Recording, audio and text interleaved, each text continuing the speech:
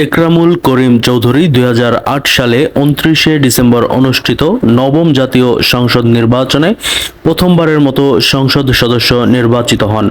পরবর্তীতে দশম, একাদশ ও দ্বাদশ জাতীয় সংসদ নির্বাচনেও তিনি পুনরায় সংসদ নির্বাচিত হন এবং প্রতিটি নির্বাচনেই দিনের ভোট রাতে করে সাধারণ জনগণের ভোট কারচুপি করে তিনি নির্বাচিত হয়েছিলেন।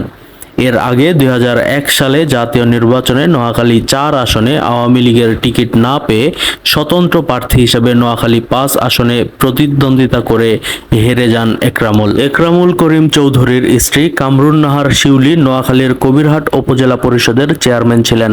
তার ছেলে আতাহার ইশরাক শাবাব চৌধুরী কিছুদিন আগে সুবর্ণচর উপজেলা পরিষদের চেয়ারম্যান নির্বাচিত হন। এছাড়া তার ভাতিজা জহুরুল হক রায়হান কবিরহাট পৌরসভার মেয়র। অর্থাৎ একরামুল হক চৌধুরী তার পুরো পরিবারকে এই কারচুপি ভোটের মাধ্যমে রাজনীতিতে অংশগ্রহণ করিয়েছিলেন।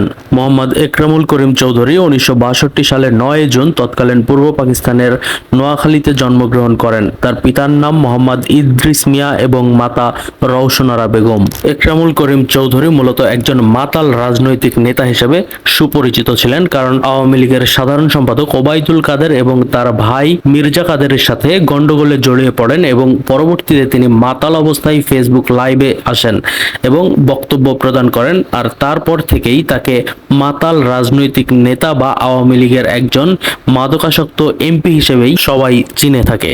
এই মাদকাসক্ত এমপি একরামুল করিম চৌধুরী তার এলাকায় ত্রাসের রাজত্ব কায়েম করেছিল। তার এলাকায় বিরোধী দলীয় নেতাকর্মী দমনে তিনি ছিলেন সিদ্ধহস্ত এবং সাধারণ মানুষ বা অন্য কোনো রাজনৈতিক নেতাকর্মীদের মিথ্যা মামলা দিয়ে বছরের পর বছর হয়রানি করেছেন। বর্তমানে একরামুল করিম চৌধুরী গ্রেফতার হয়ে পুলিশি হেফাজতে রয়েছেন এবং দেশবাসী চাই যেন এই একরামুল হকের সঠিক তদন্তের মাধ্যমে তার সকল অন্যায়ের বিচার করা হয়।